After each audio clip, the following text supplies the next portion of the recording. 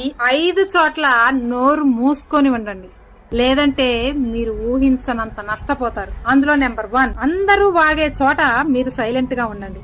ఎందుకంటే మీకు కూడా తెలుసు, నోరు తెరిచి ఉన్నటువంటి చేపని ఈజీగా జాలర్ లాక్కొని వెళ్ళిపోతాడు. నెంబర్ 2, మీకు ద్రోహం చేసిన వారి దగ్గర అస్సలు నోరు తెరవకండి.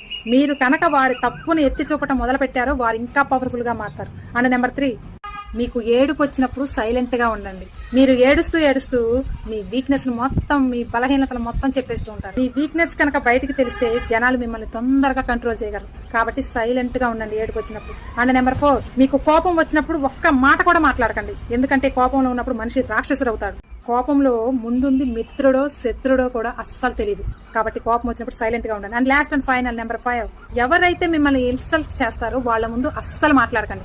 ఎందుకంటే మీ లోపల ఎనర్జీ అనవసరంగా వేస్ట్ అయిపోతుంది. వాళ్ళకి మాటలతో కాదు, చేతలతో సమాధానం చెప్పండి. నేను చెప్పినవి కనుక